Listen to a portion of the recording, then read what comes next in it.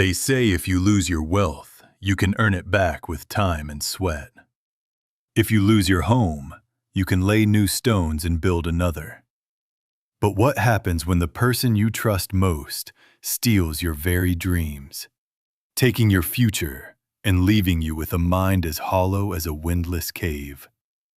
Before we begin this dark tale of betrayal and forbidden magic, make sure to hit that like button, subscribe to the channel, and turn on the notification bell so you never miss our deep African folklore sagas. Drop a comment below telling us where you are watching from, and tell us, what would you do if your best friend betrayed you for power? Let us know, and now, let us step into the sunken jungle. This is not merely a tale of greed, nor is it just a story of magic. This is the forgotten legend of Kaelo, the greatest warrior of the Sun Clan, and Bako, the brother of his heart who sold Kaelo's destiny to wear a crown of stone and gold. Long before the rivers ran dry and before the great mountain split in two, the village of Oakhaven stood at the edge of the sunken jungle. It was a land blessed by the ancestors. The soil was rich, the game was plentiful, and the people lived under the guidance of elders who remembered the ancient ways. Among the youth of Oakhaven, two men were inseparable, Kaelo and Bako. Kaelo was born during the summer solstice, and the villagers believed the sun itself had touched his spirit. He was strong, sharp-eyed, and possessed a heart that knew no cruelty. When he hunted, he took only what the village needed. When he spoke, even the eldest council members listened with respect. Beside him always walked Bako. Bako was quick-witted and clever, but his shadow was long and dark. Where Kaelo saw the strength of the tribe, Bako saw only the admiration Kaelo received. Every praise shouted for Kaelo felt like a stone cast at Bako's chest. Every smile shared between Kaelo and Nayla, the daughter of the chief, burned Bako's eyes like salt. As the years passed, Kaelo's fame grew across the neighboring lands. He saved the chief from a wounded river lion. He led the young men through the harsh winter when the blizzards threatened to freeze the herds, and it was openly whispered that when the old chief stepped down, Kaelo would wear the chieftain's cloak and take Nayla as his bride. Kaelo shared all his plans with Bako. Sitting by the late-night fires under the vast, starry canopy, Kaelo would speak of his dreams. A new well for the eastern huts, peace with the rival river tribes, expanded trading routes across the Red Hills, and a long life raising children under the ancestral trees. Kaelo spoke with a warm, open heart, never realizing that every dream he revealed was becoming a sharp weapon in Bako's mind. Envy is a quiet disease. It does not strike like a viper. It rots the fruit from the inside out. Bako began to walk alone at night, wandering far past the sacred boundary stones where the elders warned no hunter should step. Beyond the boundary lay the Mist Valley, home to the exiled sorcerer known only as the Pale Weaver. The Weaver was once a man, but centuries of forbidden blood magic had stripped away his flesh, leaving a towering, shadowy figure wrapped in rags that smelled of wet ash and old graves. On the night of the dark moon, Bako crossed the boundary and stood before the Pale Weaver's cavern. The air was thick with the scent of bitter herbs, burnt tallow, and rotting wood. From the darkness, two burning yellow eyes fixed upon Bako. The sorcerer did not speak with a tongue. His voice echoed inside Bako's skull like grinding rocks. He knew why Bako had come. He knew the deep, black rot that sat in Bako's heart. The Weaver offered Bako a bargain that had not been struck in 1,000 years. He spoke of the mask of sun gold, an ancient relic forged in the fires of the underworld. Whoever wore the mask would command absolute obedience. The elders would bow without question, the fiercest warriors would bend their knees, and the chieftain's cloak would belong to him forever. But such power could not be bought with silver, ivory, or cattle. The mask required a human soul's ultimate light. "Bring me no blood," the pale weaver whispered into Bako's mind, his soundless voice vibrating through Bako's teeth. "Blood is cheap and easily spilled. Bring me his destiny. Bring me the dreams he holds for tomorrow. Bring me the visions of his future, and the golden mask shall be yours." Bako's hand trembled, but the image of Kaelo sitting on the chief's stool was too much to bear. He agreed. The weaver handed Bako a small vial made of dark, unpolished iron, and a bone needle carved from a hyena's jaw. That night, a strange stillness fell over Oakhaven. The crickets ceased their chirping, the night birds went quiet, and the wind died down to a whisper. Kaelo lay asleep in his hut, dreaming of the golden harvest and the home he would build for Nayla. The door of the hut creaked open. Bako stepped inside, his breath hitching in his throat. For a fraction of a second, as he looked down at his childhood friend, a spark of regret flickered in his chest.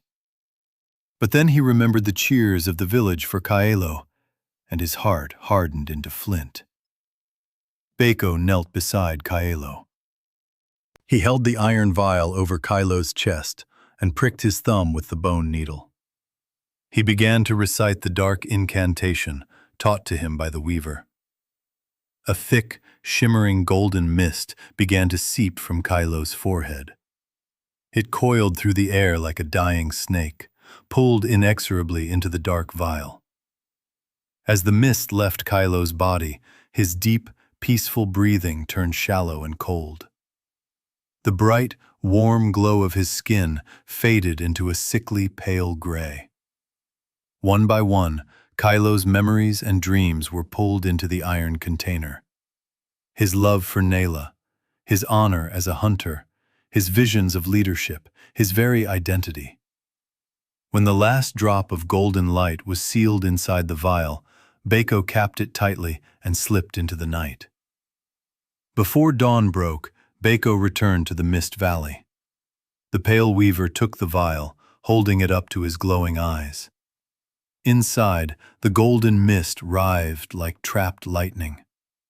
With a cruel, rattling laugh, the sorcerer poured the mist over a blank faceplate of dark iron. The metal began to melt and pulse, turning into a blinding, radiant golden mask shaped in the image of a majestic, smiling king. The weaver placed the heavy mask into Bako's hands. When the sun rose over Oakhaven, the village was thrown into chaos. Kaelo was found sitting on the dirt floor of his hut. His eyes were wide, staring blankly at his own hands. When Nayla rushed in and called his name, he did not turn his head. When his mother wept and held his face, he felt no warmth. He could speak, but his words were empty sounds without meaning. He did not know who he was. He did not know what a bow was for. He did not recognize Nayla, nor did he remember the land he had walked for 20 years. The bravest warrior of the Sun Clan had become a hollow shell, a walking ghost who stared at the sky with lifeless eyes.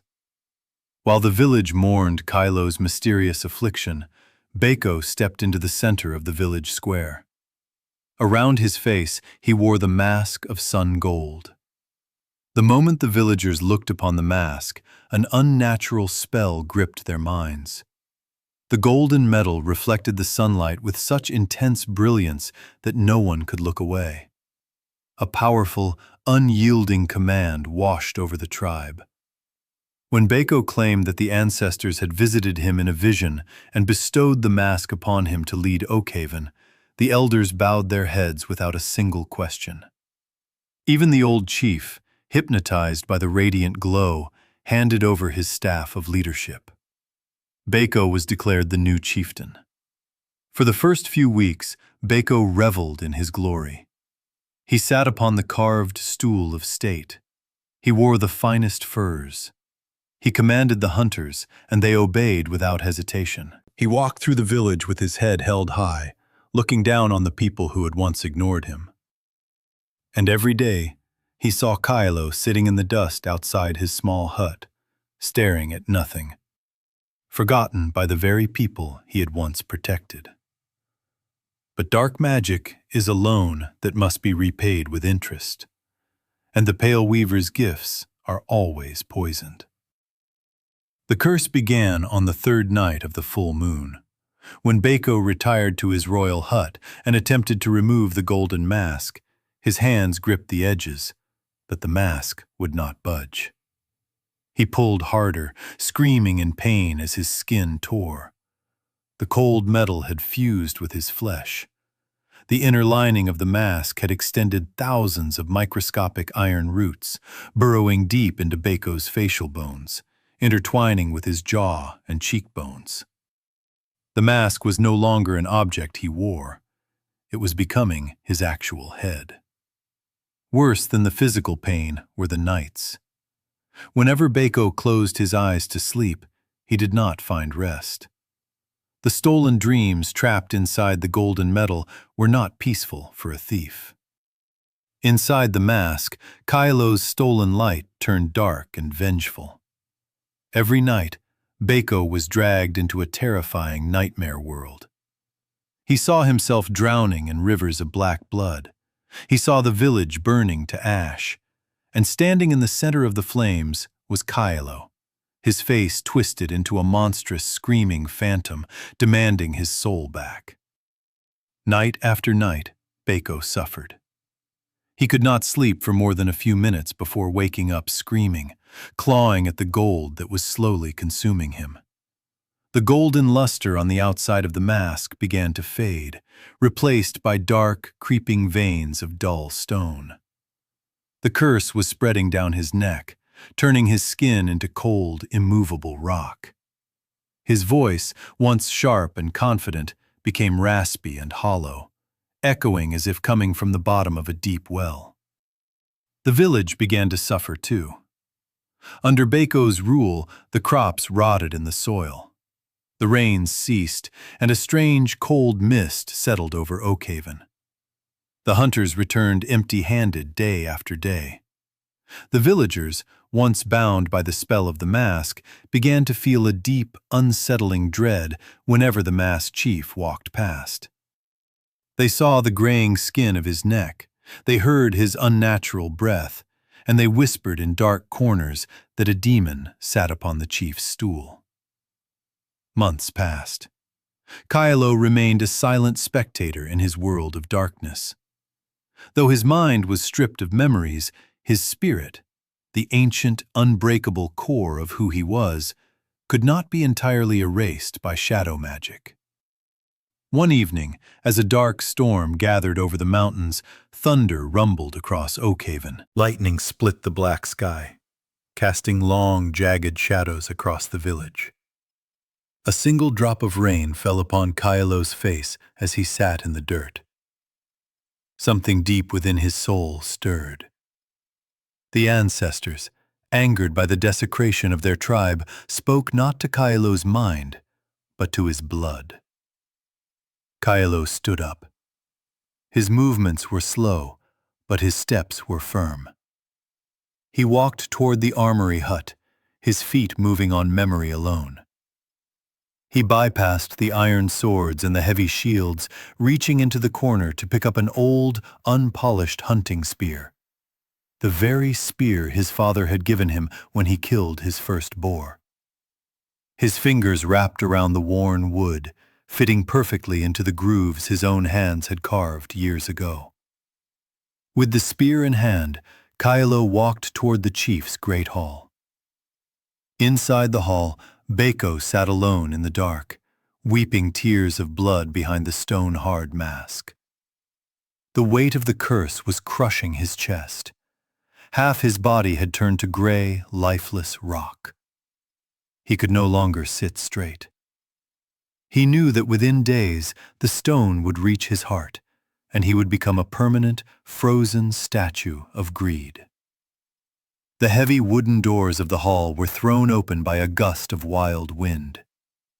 Thunder roared outside, illuminating the doorway. Standing there, drenched in the pouring rain, was Kaelo.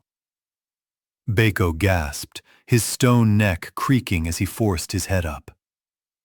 "Kaelo?" he rasped, his voice sounding like two grinding millstones. You have no mind. You are nothing. Why are you here?" Kaelo did not answer with words. He stepped into the hall, his eyes fixed on the glowing, dark-veined mask. He walked with the steady, unstoppable grace of a hunter closing in on his prey. Panicking, Bako drew his golden ceremonial dagger. He stumbled off the throne, his stone leg dragging behind him. "Stay back!" Bako shrieked, his voice laced with the terrifying power remaining in the mask. "I am your chief. I command you to bow. Bow before me." The magic of the mask surged forward, a wave of unseen force crashing against Kaelo's chest. Any ordinary man of the tribe would have fallen to his knees, his mind dominated by the spell. But Kaelo did not bow. The magic washed over him like wind against a mountain. You cannot command a man whose mind has been emptied. There was no fear left in Kaelo for the magic to feed upon. There was only the pure, instinctual drive of a soul returning to claim what belonged to it. Kaelo stepped closer. Bako lunged forward, swinging the golden dagger with all his remaining strength. Kaelo did not even flinch. With effortless instinct, he raised the wooden shaft of his spear, deflecting the blade with a sharp crack. He stepped inside Bako's guard, grabbing Bako by the throat with his bare left hand. Bako dropped the dagger, his hands clawing uselessly at Kaelo's arm. The dark magic inside the mask began to scream, realization hitting Bako with absolute clarity. The mask was consuming him because it was trying to hold a destiny that did not belong to him. The soul inside the mask was fighting to return to its true owner. "Please," Bako sobbed, black tears leaking from the eye holes of the golden face. "Kaelo, brother, take it back. Take the chief's stool. Take the power. Take the curse away from me. It's eating me alive." Kaelo looked deeply into the weeping, bloodshot eyes behind the stone mask. For the first time in months, a spark of light flared in Kaelo's empty eyes. The ancestral memory of their childhood, of the fires they shared, of the brotherhood they had destroyed, flashed through his heart. He did not feel hatred. He felt only a deep, profound sorrow. Kaelo leaned in close to the ear of his former friend. His voice was no longer empty. It echoed with the weight of the thunder outside, carrying the judgment of the ancestors. "Dreams," Kaelo whispered softly, "cannot be stolen. They can only be given away." Kaelo released Bako's throat, raised his right hand, and formed a heavy fist. With the full force of his spirit, he struck the center of the golden mask. A blinding flash of golden light filled the great hall. A sound like a breaking mountain echoed across the entire valley. The mask of sun gold shattered into 1,000 glowing fragments. As the mask broke, the golden mist trapped within it exploded outward, swirling through the air like a rising sun. The mist rushed toward Kaelo, wrapping around his body, entering his eyes, his ears, and his chest. In a single violent rush, Kaelo's life returned to him. He remembered his name. He remembered the smell of the forest after rain. He remembered his mother's voice. He remembered his love for Nayla, every word of his dreams, and every detail of Bako's betrayal. Kaelo gasped heavily, falling to his knees as the full weight of his humanity and memories flooded back into his mind and body. He wept open-heartedly, feeling the pain, the joy, and the immense burden of being whole once more. When the light finally settled, silence returned to the hall.